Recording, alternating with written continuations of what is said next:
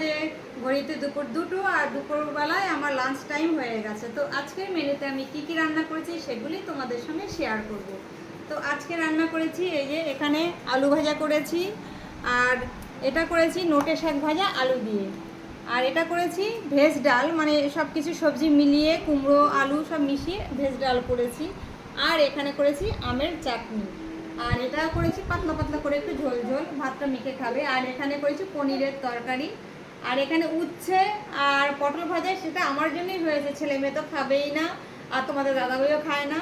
আর এই যে ডিমের ঝোল, এই হচ্ছে আজকে আমাদের মেনু। তো বন্ধুরা কথা না বাড়িয়ে এবার খাওয়া যাক। তো ভাতটা আমি আগে সবজিটা নিয়ে নিই, আর আমি সবসময় নিরামিষটাই আগে নিই, যেহেতু ভাতটা এটা তো এই কারণেই আগে আমি এই সবজিটাকে আগে নিয়ে নেব।